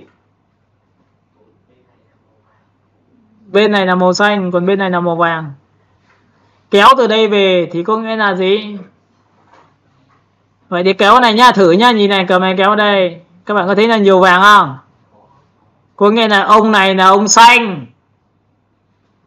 Xanh giảm thì vàng tăng, gọi thì vàng đây. Nếu ông vàng mà đẩy vào đây thì có nghĩa là vàng giảm thì xanh lại tăng này, nhìn này, cầm này kéo đây. Các bạn có thấy không ạ? Thấy xanh tăng lên chưa? Hiểu cái tại sao chúng ta kéo chưa? Vậy thì người ta mới sinh ra những cái tông màu nó khác biệt ở chỗ như này này. Ví dụ F12. Đúng chưa? Trong trường này khi mà chúng ta chọn qua image, chúng ta chọn qua adjustment và chúng ta chọn vào cái Ctrl L như này, thì lúc này các bạn sẽ nhìn thấy ở đây tôi sẽ chỉnh theo từng kênh cho. Và cái kênh mà hay ảnh hưởng nhiều nhất đó là chỉ có kênh green và kênh blue thôi, bởi vì chúng ta chụp bên ngoài trời. Thì có phải xanh lá cây mấy cái bầu trời bầu trước hay dính cái này không? Thì bạn nhìn này, tôi sẽ thích vào đây một cái, tôi cầm đây. Nếu tôi cầm này vàng sẽ tăng lên, vậy thì lúc này tôi kéo vào đây. Em nhìn thấy chưa? Và sau khi kéo vào đây nhá, ở đấy này có một cái phạm trù chưa? Các bạn nhìn thấy cái da, nhìn đây, nhìn cái này chưa? Và nếu bạn kéo vào đây thì cái vàng ở trên cái váy của cô gái nhiều hơn chưa? Và lúc này chúng ta còn một cái thuộc tính nữa để điều chỉnh là sau khi điều chỉnh trên theo đúng tông màu, bạn hãy cầm kéo xuống dưới cho tôi như này. Có nhìn thấy này không? Có nhìn thấy đây là gọi là tăng giá trị xanh lên này, nhìn thấy chưa? Còn cái này các bạn nhìn này, cầm cái kéo xuống này, bạn sẽ nhìn thấy tăng vàng chưa? Tăng vàng, tăng xanh nó tùy thuộc vào cái này. Đây là hai đối nghịch của một màu đây ạ. Ông màu này là màu xanh, còn ông màu này màu vàng, vậy thì tôi sẽ tăng cái giá trị xanh này lên. Bởi vì một số cái thuộc tính ảnh của chúng ta muốn ảnh ám khói làm như này. Nhìn không ạ? Tiếp theo thứ hai của các bạn có thể chọn vào kênh gì? Kênh thứ hai là kênh red của chúng ta cũng tương tự như vậy. Ví dụ red của chúng ta là kênh kênh Green, xanh lá cây đối nghịch với màu magenta. Thì cái bây giờ là green của chúng ta bên này và magenta của chúng ta bên này. Green giảm thì hồng lên. Nhìn thấy hồng lên chưa? Còn nếu mà cái này các bạn tăng lên thì cây xanh lá cây chúng ta sẽ đặt như này, nhìn chưa? Cũng là một loại ảnh nhá. Xong chưa? Tiếp theo này, sau khi đã làm xong cái này thì các bạn có thể được quyền bạn cầm kéo này, nhìn thấy xanh nhiều hơn là xanh ít nhá. Xanh nhiều hay xanh ít nhỉ không? Nhìn này, cầm này. Nó còn tùy thuộc vào phía dưới nữa. Đây, lá cây này xanh nhiều. Còn xanh ít mà để muốn theo magenta thì có phải như này không? Thì có nghĩa là khi bạn tích vào đây cho tôi thì tự khắc được cái này đúng không? Xong chưa? Cái này nó chỉ là một phần trong phần chỉnh màu của chỉ cân bằng sáng tối theo kiểu này thôi. Và sau khi tôi ấn OK như này thì các bạn có nhìn thấy cái hình này của tôi không ạ? Bây giờ tôi muốn giảm toàn bộ màu xanh lá cây đi để áp dụng cho nó thì các bạn có thấy là trong cái phần chỉnh màu của chúng ta nó có phần gì ạ? Ở đây nó có một selective color để áp dụng trên từng màu nha. Nhìn này, có nghĩa là sau khi mà chỉnh màu không phải là làm một phát là Ctrl phát là xong, coi như tấm ảnh của chúng ta ngon rồi, không. Phải biết kết hợp này, mỗi một cái có một sức mạnh khác nhau. Ví dụ Ctrl thì chỉ cân bằng sáng tối và chỉnh cái màu sáng tối thôi. Còn để muốn chỉnh sâu màu đấy, người ta chọn vào đây. Nhìn thấy chưa? Selective color thì ở đây các bạn có nhìn thấy màu đỏ, màu vàng, màu xanh lá cây, màu cyan, sau đó màu magenta có hết rồi. Thì tôi hỏi bây giờ bạn muốn tác động màu xanh lá cây thì có phải bạn tác động vào màu vàng không? Màu xanh lá cây từ màu vàng cộng xanh lá cây ra xanh lá cây còn gì nữa. Tôi tích vào đây, vàng nhá. Hai ông này cộng ông này ra ông này. Hiểu cái này chưa? Vàng cộng với cyan thì ra xanh lá cây. Không tin về nhà lấy màu trộn xem, màu thật luôn.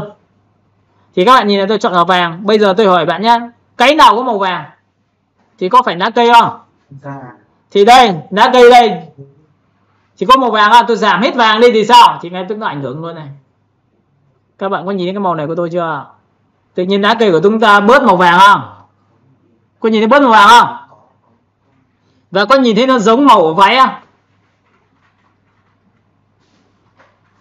Nhìn thấy chưa? Rồi, phần thứ hai, cyan của các bạn nhá, nhìn cyan chưa? Xanh lá cây có cyan không? Thử kéo xuống nhá, nhìn thấy nhá, bớt này. Tăng xanh lá cây thì chỗ này xanh dương hết chưa? Hiểu cái này chưa đã? Có nghĩa là sau này làm ấy, mình nhìn vào màu nào mình có thể quyết định được màu đó nó như thế nào luôn. Nhưng không dùng được một lệnh nhá. Nhớ nhá, không bao giờ dùng một lệnh. Bởi vì nếu em dùng một lệnh nó không tới được. Tiếp theo này, chúng ta sẽ chọn sang thằng thứ hai, đó là xanh lá cây đúng không? Trong xanh lá cây có chưa đâu, kéo vào đây phát là hết xanh lá cây. Các bạn có nhìn thấy màu này chưa? Xong chưa? Rồi tiếp theo nhá. Bây giờ tôi cho các bạn xem này. Bây giờ để cho cô gái mà cho nó hồng hào lên một tí, nhìn thấy da mặt xem biết các thứ chưa? Người ta không thể chọn qua cái này vừa rồi nhá. Vừa rồi các bạn có thấy là tôi áp dụng theo từng màu không ạ? Bây giờ nó có một cái loại nữa, đó là carbon. Nhìn thấy carbon chưa? Trong cái carbon này nó có một vài cái yếu tố như này cho các bạn, đó là khi tôi tích vào, nó có 3 phần cho các bạn lựa chọn. Trong tấm ảnh của chúng ta nó có sắc độ sáng, sắc độ trung gian và sắc độ tối. Tối nó nằm ở đâu? Hốc. Nhìn đi chỗ những chỗ hốc này chưa? Tối chưa? Trung gian là chỗ nào? Đây, lá cây. Và sắc độ sáng là sao? Gương mặt, đúng không ạ? Thì tôi nói cho bạn biết nha, lúc này chúng ta muốn áp dụng vào mặt đúng không? Cho mặt nó hồng hào lên, sổ xuống, chọn vào highlight. Vùng sáng. Vùng sáng muốn da mặt hồng hào không? Có nhiều người muốn chỉnh cô gái phải hồng, da mặt phải hồng lên, đúng không? Ok, vậy thì cầm này, cộng thêm đỏ cho tôi. Cộng tí hồng này cho tôi. Nhìn thấy hồng chưa? Trước sau này, cho xem nhá, trước này. Sau này, nhìn thấy hồng chưa? Đấy, các bạn thích tôi chỉnh kiểu gì tôi cũng có thể làm được cơ mà. Bởi vì sao? Tôi biết nó nằm ở đâu. Tiếp theo này, vùng tối này nha, các bạn xem những cái sản phẩm của bọn nước ngoài ấy, đặc biệt những cái thương hiệu nổi tiếng, cái vùng này nó sẽ còn là ám xanh. Thì các bạn có thể sổ xuống, chọn vào cho tôi, đó là vùng gì? Shadow. Vùng shadow này nó sẽ làm sao? Thì có phải là yellow này kéo ở đây thì có phải vùng tối nó sẽ đã ám tí xanh không? Sâu hơn chưa? Nhìn chỗ này chưa? Trước sau này. Hiểu cái này chưa đã? Cái này nó còn có tính năng là làm cho chữ trở thành chữ vàng được đấy. Để xong chưa? Ấn OK cho các bạn xem. Và sau khi đã làm xong được cái cấp độ cơ bản này, như này trước ra, bỏ cái này một kiểu, bỏ cái này một kiểu, hiểu cái này chưa? Và khi tích vào đây nó sẽ có được cả hai chiều sâu được rồi nhá. Rồi vậy thì có phải vừa rồi thầy lại dạy cho bạn chiêu thức này chụp màn hình bằng Ctrl Shift Alt E, chọn màn hình hòa trộn đầu tiên là sáng ảnh, Ctrl G thêm lớp nữa, chọn hòa trộn là xối gì, tối ảnh, đúng không?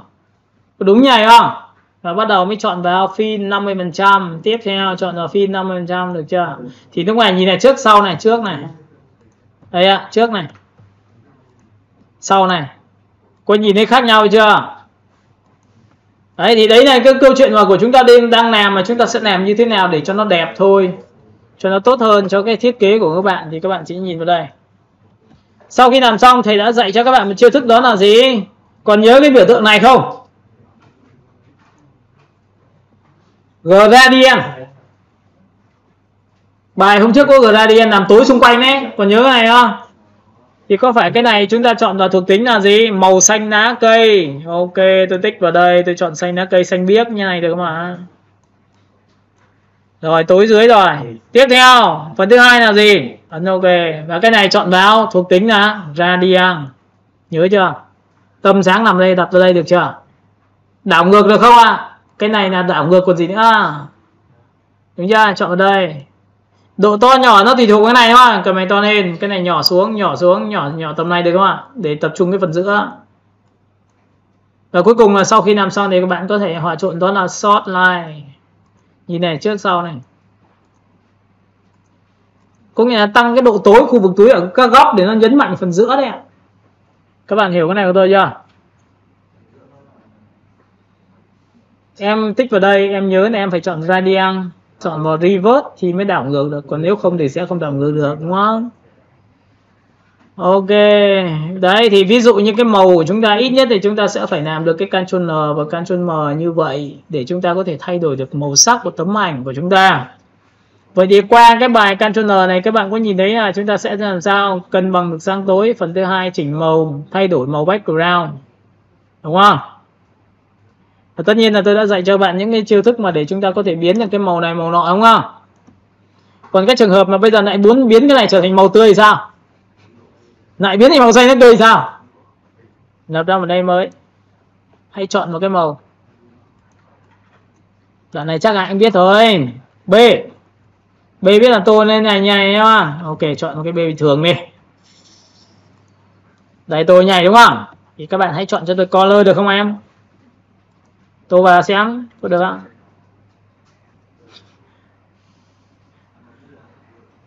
Tô vào được như này không em?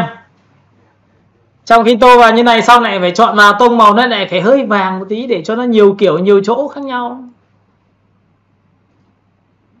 Đấy, tô to thì phải tô như này. Có đúng không ạ? Hả? Bán chè được. OK, chọn này được xanh lá cây chưa? Bây giờ tôi hỏi bạn nha, nếu xanh lá cây như này thì cô gái ở phần phía dưới làm sao nó phải hơi ánh xanh đúng không?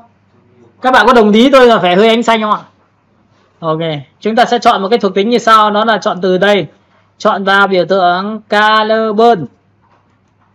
Color burn thì cái vùng mà cô gái muốn ám xanh này vùng màu gì ạ? Highlight hay là vùng trung gian hay là vùng tối? Rồi cảm ơn em, đúng rồi đấy, highlight.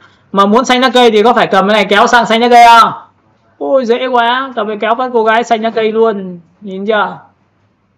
Trước sau này nhìn này. Đấy, lạnh xanh lá cây rồi đấy. Hiểu cái này chưa? Tôi đang nói rất là cơ bản cho các bạn thôi, còn sau này thi chỉnh nha, thích ám cái gì đấy là việc của mình hết. Hiểu cái này không? Vùng tối muốn xanh lá cây thì đấy là việc của mình, tại vì đây cái color burn này nó là một trong những cái dành cho những người cũng là không cần biết gì về quy luật của màu, chỉ biết là kéo sang xanh thì nó xanh mà kéo sang vàng thì nó vàng thôi.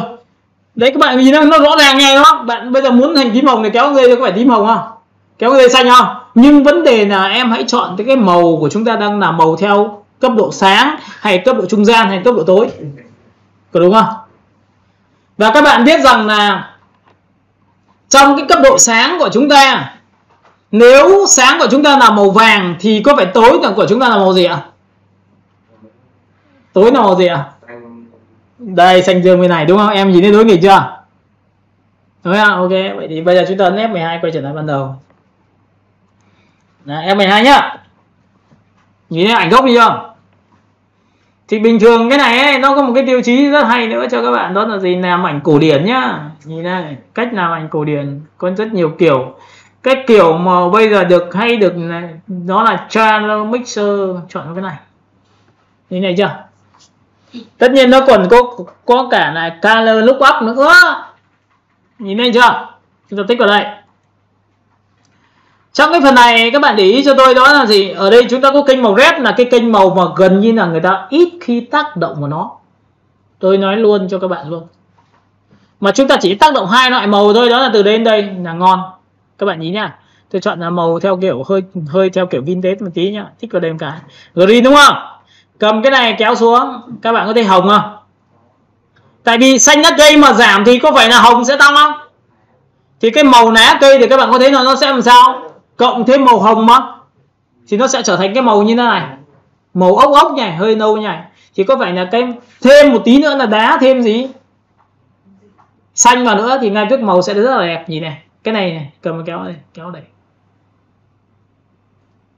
Các bạn nhìn này của tôi chưa? Nhìn này, trước sau nha, trước. Sau này làm ảnh cưới hay làm cái, hay có những chiêu thức như thế này. Sau khi làm xong thì tất nhiên mình có mặt nạ, mình thích loại trừ thằng nào chả được, đúng không? F12 làm lại một lần nữa thôi. Cũng tương tự như vậy, chúng ta chọn vào Channel Mixer như bình thường. Chúng ta chọn như này chưa? Cái này nó có một cái tiêu chí thứ hai, đó là gì? Chúng ta chọn vào kênh Blue. Thì cái kênh Blue này tôi kéo này lên thì có phải làm sao? Lạnh chưa? Em nhìn là lạnh này. Lạnh này thì có phải là sau khi đã có màu xanh lạnh rồi thì bây giờ tôi kéo này để cho vàng nó ấm lên thì có phải nó cầm lên kéo vào đây này. Có nhìn thấy cái này không? Nhìn ra mà, ra chưa? Các bạn có nhìn thấy cái ảnh của tôi không ạ? Nhìn trước sau này.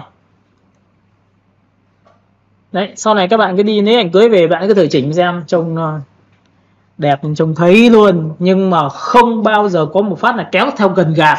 Hãy chỉnh theo bằng cách là dùng bút, dùng vừa rồi là nhấn nhá màu, đúng không? Em có thấy nhấn nhá màu không? Và vừa rồi tôi giải thích color burn, đấy là lý do tại sao đấy. Và cái color burn nó còn giải thích là làm được ra những cái biểu tượng như sau, đó là chữ vàng. Nhìn nhá. Đây cho các bạn xem. Đâu nhỉ? Canchono.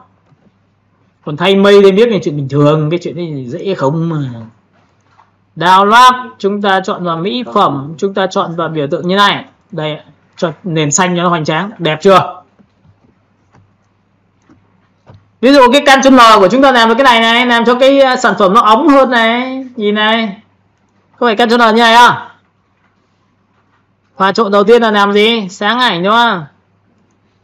Sau khi làm sáng ảnh thì chuột phải chọn vào blending option, còn nhớ cái này không? Thì có phải bây giờ muốn làm sáng ảnh thì phải nọc tối đi, vớt tối đi. Giữ an kéo ra. Tôi đảm bảo cho cái này còn làm cho mấy ông thể hình da nó bóng lên đấy. Da nó trông giống như là bôi mỡ vào đây, nhìn thấy chưa? Và sau khi đã có cái này xong nhá, đừng chơi trò là áp dụng cho toàn bộ ảnh mà hãy chơi trò là Ctrl Y. Để làm gì? Bút B dùng nhảy nó thích hơn nhiều, đúng không? Cầm tô này, tô này, tô này. Như này nó mới khác chứ. Hiểu cái này chưa? Rồi tiếp theo. Không biết bạn có thích cái này không, nhưng mà tí nữa tôi cho các bạn xem text T. Ctrl T và chúng ta sẽ cầm đây, chúng ta kéo đây ạ. Hãy chọn cho tôi một cái phương án chữ nó mềm mại tẹo. Không biết thầy có cái phông chữ nào nó mềm không? Đó là phông cứng. Cái dưới à? Ok thì cái dưới vậy.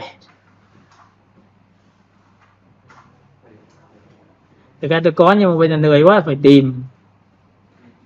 Tôi cứ làm cái phông to đi cho nó dễ nhìn nhá. T. Chúng ta có phần UTM Avo. Được chưa? Bây giờ để muốn biến cái này trở thành thành chữ vàng, chữ bạc, chữ đồng hay chữ gì đó tùy các bạn thì hãy làm một thao tác như sau. Nhìn này, ở đây có một cái tiêu chí là chúng ta chuột phải vào biểu tượng, chọn vào Convert Smart Object. Hiểu cái này không? Em làm trực tiếp rồi nhưng mà chỉ sợ nó ám một cái thằng khác rồi. Tôi cho Convert Smart Object thì có phải là ngay lập tức nó sẽ là một đối tượng mới khi chúng ta tích đúp vào thì có phải nhảy sang cái mới không? Nhảy sang cái mới chưa? Nơi mới chưa? Đầu tiên dùng C kéo rộng là đã cho nó mọi người cho nó dễ nhìn ạ. Dễ nhìn chưa? Bước thứ hai là tôi sẽ chọn cho nó một cái vùng, đó là vùng màu xanh đậm, bởi vì là nếu mà muốn vàng bạc thì chỉ nổi trên nền đậm thôi, trên nền sáng thì nó sẽ không nổi được nha. Cho xuống dưới tất cả này, nhìn thấy chưa?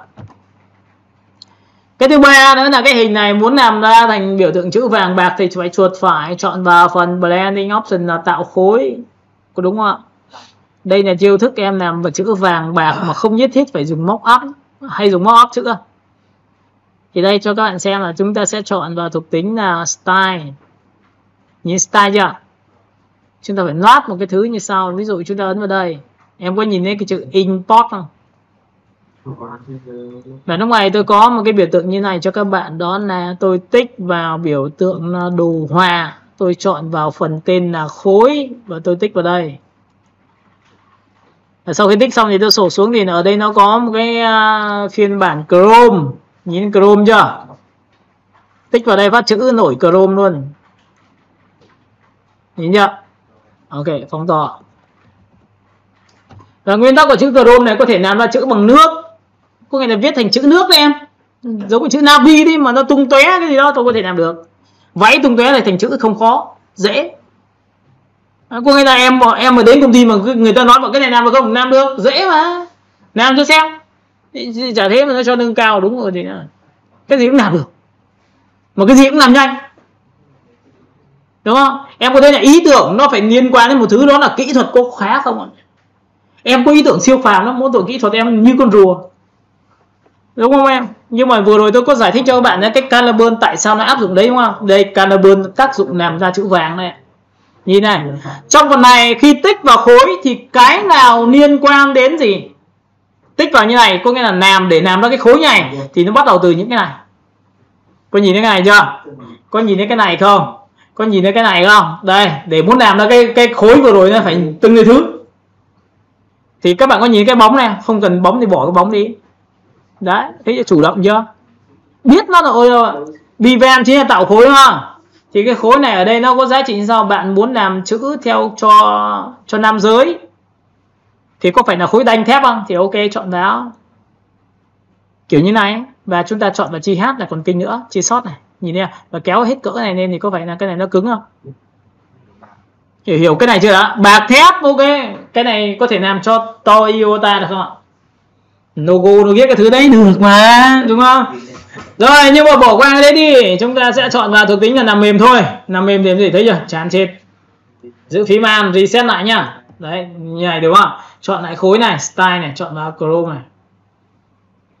Thầy sẽ chỉnh cho các bạn xem, bởi vì là khi mà thầy tăng cái độ depth này lên này, nhìn thấy nhá. Đây là style, là độ cao của khối, cái 5 chuột xuống thì các bạn có thấy độ cao khối chưa? Đấy, cao thấp của cái khối này, tròn lên là không tròn này, nhìn này, cầm này kéo hết cỡ này sẽ như này, cầm này kéo này xuống như này. Hiểu cái này chưa đã? Chữ này là chữ của thằng Sơn Tùng hồi xưa làm quả bong bóng đấy. Còn nhớ cái chữ đấy không? Chắc là không xem mấy, thôi bỏ qua đi. Tiếp theo phần depth của các bạn là chính là phần gì cứng và mềm thì bạn cầm đây, thì khi tăng cái giá trị này lên sẽ tạo ra sự phản quang, gọi là sáng trong tối. Ở rìa ở dưới này, nhìn thấy rìa ở dưới chưa? Sáng này, trong tối này, người ta gọi là phản quang của khối. Nên khi có cái này bao giờ cái thiết kế về khối của bạn cũng tròn trịa hơn rất là nhiều. Sau khi đã làm xong được tổng quan toàn bộ đối tượng, nhấn ok được không ạ? Nhấn ok nhá. Bạn có thích cái này không? Cầm phim này, nhìn này, chuột phải này, thích vào đây này, chuột phải, blending option này, bỏ drop shadow đi thì có phải là bỏ bóng không? Ok. Thì trong trường hợp này nhá, nhìn này, phim là giá trị khác biệt. Nếu em dùng opacity thì các bạn có nhìn thấy giảm như này không? Giảm cả khối bên trong và khối bên ngoài không em? Nhưng cái phim này thì lại khác nhá. Phim này là nó sẽ giảm gì? Hiệu ứng, cái đối tượng màu đối tượng, và giữ nguyên hiệu ứng cho các bạn. Thì cái này nên luôn luôn làm chữ nước này. Cái này tôi bỏ cái chữ dưới cái nền background cho các bạn nhá, cho thùng rác này. Cái này khi mà làm xong các bạn chỉ cần ấn vào Ctrl S thôi. Ctrl S là gì? Save lại, save lại. Save lại thì nó sang đâu ạ? Nó sang cái biểu tượng hình ấy, nhìn thấy trong suốt chưa? Nếu chữ này mà tôi dùng bút mà mấy giọt nước tôi tích vào thì có phải nó loang mà không anh? Vậy chữ nước thì nó phải mềm đúng không? Nó không thể cứng như này được. Ok, nhìn thấy chữ này chưa? Rồi nhá, bắt đầu tiếp tục này. Từ cái chữ này tôi lại muốn làm sao? Pin nó phải trở về 100%. Điểm gì? Đúng cái chữ inox đúng không? Lại save S lại. Save S lại để làm gì? Để sang bên đây nhìn. Nhìn chữ này chưa? Bây giờ làm thế nào để chữ thành chữ vàng bây giờ? Đấy, đặt đây được chưa? Rồi bắt đầu làm thôi. Nào các bạn nhìn vào đây. Lúc này để muốn biến thành chữ vàng, ở đây nó có mấy cái kiểu như sau. Một là bạn sẽ chọn vào biểu tượng là Carbon. Quen chưa? Trong Carbon này nó có 3 vị trí cho chúng ta, đó là gì? Shadow, trung gian, vùng sáng. Shadow để muốn tạo ra một chữ vàng thì phải kéo cái gì? Kéo này ra đỏ và kéo này ra vàng. Nó phải ám vàng và ám đỏ như này này. Đã xong, ra đồng rồi. Tiếp theo chọn vào trung gian, cầm đây lại kéo đỏ lại kéo vàng tiếp. Và cuối cùng thì chúng ta sẽ chọn vào gì? Highlight là kéo ở đây, và cuối cùng chúng ta kéo vàng. Ok, hiểu cái này chưa? Và sau khi làm xong thì chúng ta chỉ việc save S lại thôi. Làm cái này chuyên gia cho tất cả chương trình là giờ vàng giảm giá, hoặc là những cái làm cho những cái bạn mà kinh doanh hệ thống ấy, người ta cũng làm cái này. Như này chưa?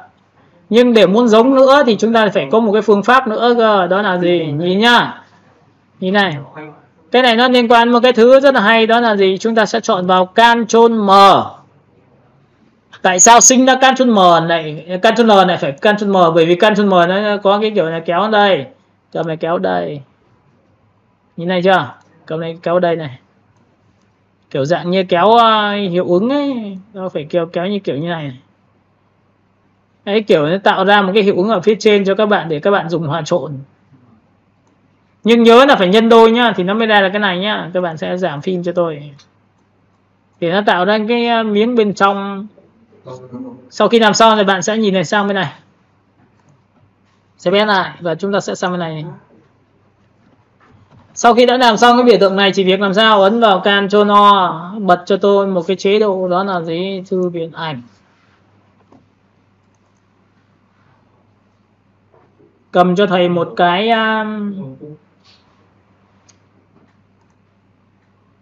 này, background, chọn vào texture. Cái này chắc quen lắm rồi, chúng ta chọn vào đây. Ctrl A chọn hết, Ctrl C copy và sang file thiết kế của các bạn. Cái này đúng không? Ctrl V đúng không? Chọn hòa trộn làm sáng gì?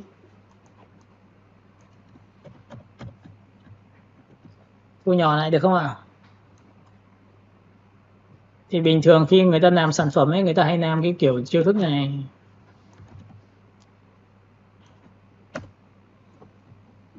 Các bạn có thích cái này nó là màu vàng không?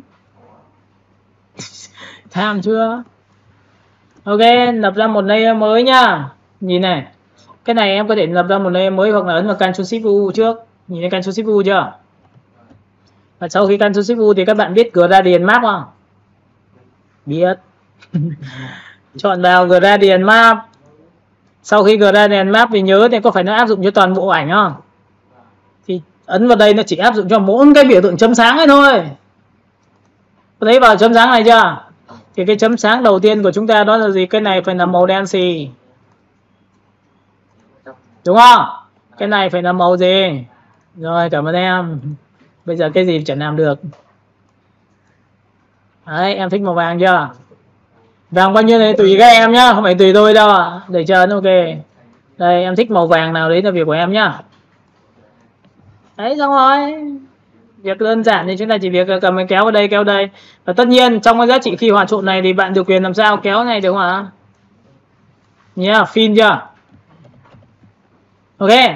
Và chúng ta đã làm xong biểu tượng thích tia màu vàng hay tia màu tím hay tia. Đặc biệt làm cho những sản phẩm công nghệ thì phải dùng cái này. Lại thích cái tia này là màu xanh lá cây, giống như là ở dưới thì cũng được mà. Em hiểu cái này chưa? Ok, bài hôm nay thì thầy đã giới thiệu cho các bạn về cái phần chỉnh sang tối là Ctrl N đã xong. Để muốn hiểu được toàn bộ tất cả cái này thì chúng ta sẽ buổi sau đến Ctrl M. Ctrl M nó sẽ có một cái thú vị hơn một tí. Thì còn những phần sau thì thầy đã lại đi nốt lại là cho các bạn một lần nữa. Bởi vì hôm nay nó sẽ liên quan đến kiến thức này, nhìn thấy chưa? Ctrl N nhá. Hôm nay mới tạm thời này chúng ta hết cái Ctrl N xong. Buổi sau chúng ta học Ctrl M. Buổi sau chúng ta sẽ học cái này tiếp. Tôi sẽ dạy cho các bạn cái này. Được chưa? Ghép ảnh nó có nhiều kiểu. Và cái quan trọng là hôm nay tôi đã bật mí cho bạn biết là cái Caliburn có quan trọng không? Hue Saturation có quan trọng không? Đây ạ. Ví dụ nhá, Ctrl N lại quay trở về cô gái. Có lẽ là thầy rất thích cô gái này nên là các bạn thông cảm vậy. Đây. Chúng ta sẽ có một cái biểu tượng đó là Ctrl N. Đấy, em nhìn thấy background, toàn background đẹp thôi nhưng mỗi tội là không phải màu của mình thôi. Đấy, là như vậy cả. Chúng ta chọn vào download. Chúng ta sẽ chọn vào cô gái.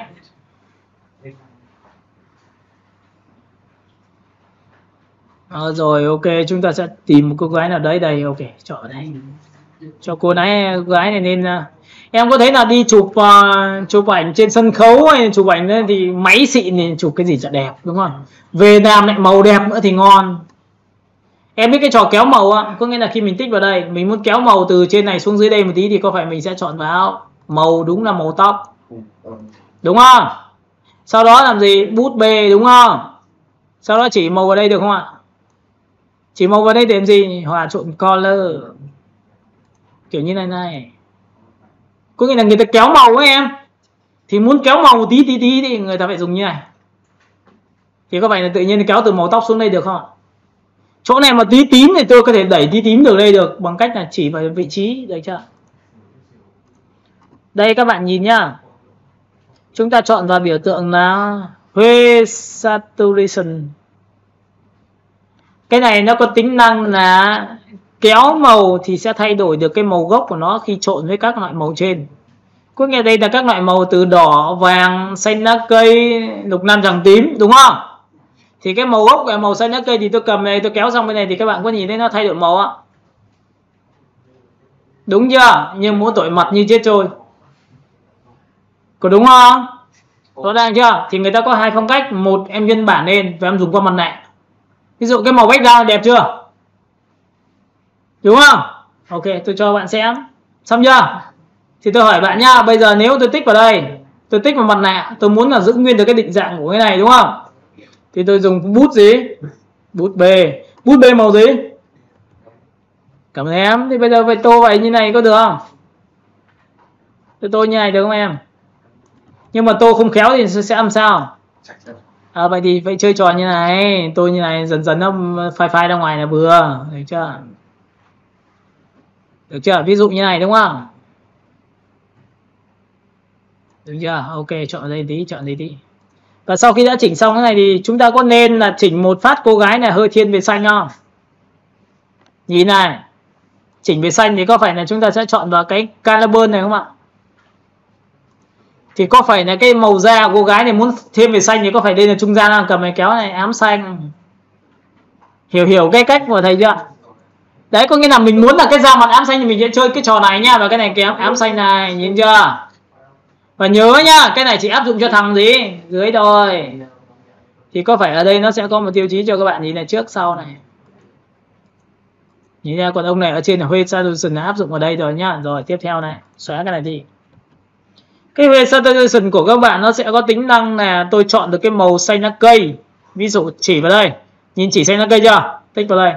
Cái này là cường độ của màu. Cái cường độ của màu này kéo này thì có phải tươi không? Tươi quá, đúng không? Ok, cảm ơn.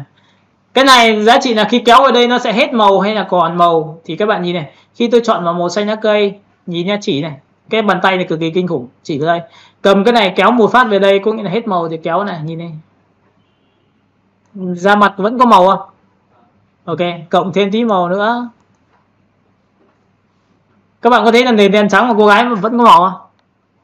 Các bạn bao giờ đã đi xem thiệp chúc mừng sinh nhật chưa? Có một cái cô bé là cầm cái cây đàn có màu nhưng mà background đằng sau là đen trắng.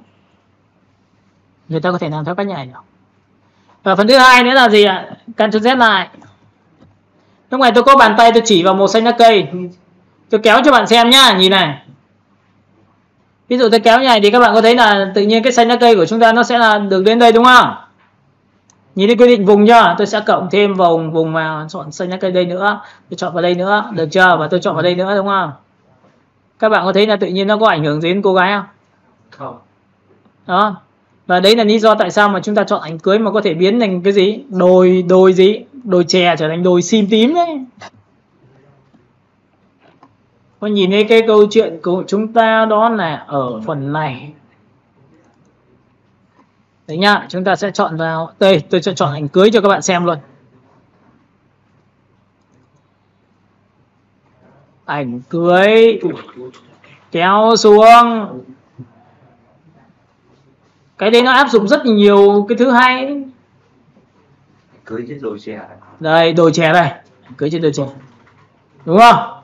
Em thấy đồi chè chưa?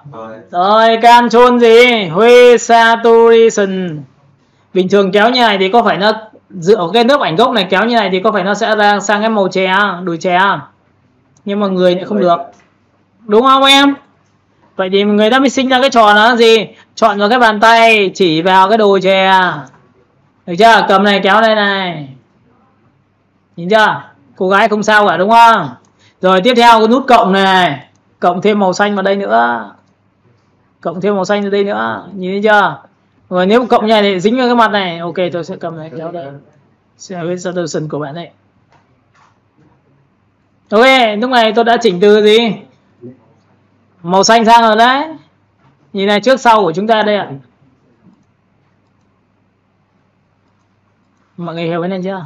Huê Saturation nó có tính năng như thế này được cho các bạn. Và tất nhiên nó sẽ có nhiều cái tính năng khác, có thể làm cho ảnh cổ điển cũng có. Còn đã là ảnh cổ điển thì chắc chắn là sẽ phải liên quan cái này. F12. Tôi cho các bạn xem nhá. Quay lại rồi yên tâm, chúng ta sẽ làm sao mà vẫn về nhà xem được. Và nhớ là phải làm cơ, không làm thì cũng không. Riêng cái phần chỉnh màu này mà ngồi không chiêm nghiệm thì khó lên lắm. Thấy nó thật, nó nhiều lắm. Nên khi trình độ chúng ta đủ rồi thì chúng ta chỉ việc nạp cái thông tin của người khác vào thôi. Ví dụ nhá,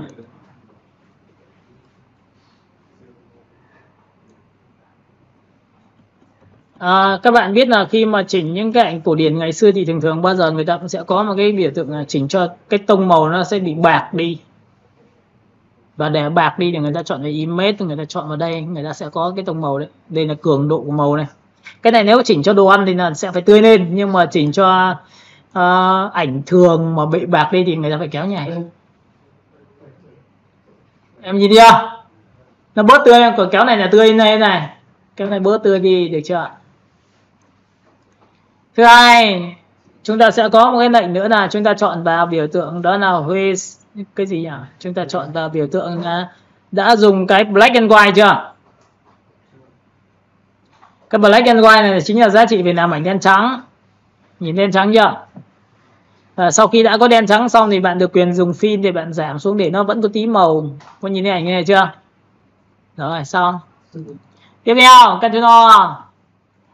Có nghĩa là nền tảng của chúng ta đã tư duy là ảnh bạc. Thứ hai, hơi thiên về đen trắng một tí. Đúng không ạ? Thứ ba mới là cái gì? Đó là chúng ta chọn vật thư viện ảnh. Chúng ta sẽ chọn vào phần chất liệu background đây. Và chúng ta sẽ có một cái phần texture. Trong phần texture các bạn sẽ đi tìm cho tôi tất cả những thể loại texture nó cũ một tí càng tốt. Đây, ví dụ như này. Hiểu không ạ? Ctrl A chọn hết, Ctrl C copy sang file thiết kế của chúng ta là Ctrl V như này đúng không? Là Ctrl T để xoay dọc lên tí. Được chưa? Cổ điển chưa? Nhé, đầu tiên phải làm được cái background, đầu tiên nó phải là màu bạc. Ảnh ngày xưa thì lấy đâu ra xịn, nó phải bạc bạc nhảy, làm gì còn môi còn son được đúng không ạ? Thứ hai, bạn có được cái ảnh này đúng không? Thì cái này là tạo độ xước của thời gian đấy. Nếu mà chúng ta tìm được nhiều chất liệu xước, chúng ta có thể làm được hết. Sổ xuống. Đầu tiên chọn là Vivid Line. tạo xước này. Bước 2, chọn vào filter, chọn vào other và chọn vào hide path. Thì lúc này sau khi chọn xong thì các bạn sẽ nhìn thấy ảnh của chúng ta nó sẽ có tiêu chí thôi. Phóng to cho xem. Có nhìn những ảnh này chưa? Ghế là ảnh cũ rồi. Và ảnh cũ này mà này màu tươi thì nó hơi vô duyên. Đúng không? Nên là chúng ta có thể trở thành ảnh của chúng ta là bạn là đây giống mẹ của chúng ta mà. Mình giống mẹ, thế là mình chỉnh lại đấy ảnh của mẹ tôi hồi xưa đấy. Thấy chưa? Thì đây là một trong tiêu chí của chúng ta có thể làm được. Và tất nhiên để muốn cho màu nó lên một tí nữa thì cũng không khó lắm, bởi vì chúng ta biết cái lệnh đó là gì? Color gì? Color burn đúng không? Chỉnh màu này, trung gian này đẩy lên tí và cho nó tí hồng và vàng tí vào đây. Nhớ nhá. Nhìn này trước sau này. Cho nó có tí sắc độ. Hiểu không? Chứ đừng có sắc độ quá này thành ảnh mới mất rồi. Thì đây là một trong những tiêu chí mà tôi vừa nói cho các bạn biết là tôi làm từ ảnh cũ thành ảnh gì? Mới thành ảnh cũ đúng không? Ok. Tôi lại làm gì? Thầy quay rồi sao phải tôi lại về mà xem chứ. Như nhiều cái này mà buổi sau thì lại vào cái đấy lại làm đi từng cái một kỹ. Đầu tiên ta cho nó kỹ rồi đúng không?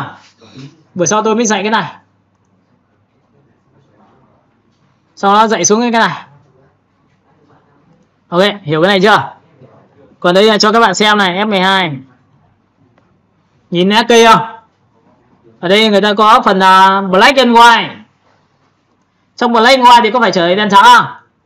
Nhưng nó có một cái hòa trộn cực kỳ hay, đó là sổ xuống, chọn vào thuộc tính cuối cùng. Nemo, Listy. Thì các bạn có nhìn thấy vẫn là chẳng có tác dụng gì không ạ? Nhưng cái này nó có cái hay là khi tích đúc vào đây. Các bạn có nhìn thấy chúng ta sẽ có các loại màu không? Có thích môi đỏ này không ạ? Thích môi này nó sáng hay là gì đó, cầm nhìn môi sáng này. Nhìn môi sáng chưa? Kéo xuống này môi này đậm hơn này. Nhìn thấy màu hoa chưa? Anh nhá, chỉnh vào đây, chỉnh đây, nhìn thấy chưa? Chỉnh hơi môi hơi vàng tí. Thấy không? Cô gái nhiều người thích môi vàng. Đấy. Rồi phần thứ hai là các bạn có nhìn thấy xanh lá cây không? Đây xanh lá cây đây. Thích xanh lá cây sáng này, ok cầm cái kéo này. Thấy không? Mà nó có liên quan đến người không? Không. Vậy thì các bạn biết black and white chưa? Vừa làm ảnh đen trắng đứng đầu số 1 luôn. Nhưng phần thứ hai nó có thể chỉnh được màu trực tiếp trên phương diện của các bạn. Ở đây nó có xanh dương, xanh gì. Thì các bạn nhìn này ngay lập tức tôi cho các bạn xem trước sau này. Có nhiều người thích phong cách nhẹ nhàng như này. Còn thích cái phong cách là mơ màng theo kiểu ảo diệu, kiểu huyền ảo ấy thì phải qua camera raw. Xong chỉnh phát là sau đó về dùng mặt nạ tô ra phát là bên ngoài ảo diệu ngay nha. Ok, các bạn hiểu cái này chưa? Về nhà xem kỹ cho thầy Ctrl N cái, còn nếu không thì chúng ta sẽ không đi hết được đống này đâu nha. Ctrl N xem kỹ này cho tôi, và tôi lại cung cấp lại cho các bạn tất cả những ảnh hôm nay tôi chỉnh. Các bạn sẽ phải luyện xong rồi phải làm nhiều lần thì mới có được cái phần là đi kiếm tiền bằng blend màu đấy, mới kiếm tiền bằng chụp ảnh nha. Hôm sau tôi sẽ giới thiệu cho các bạn xem là học sinh của tôi có người 71 tuổi và có những người thì có cả học viện ngay ở Đường Láng này luôn nha. Nhưng mà đi chụp ảnh hơi tanh tuổi đấy.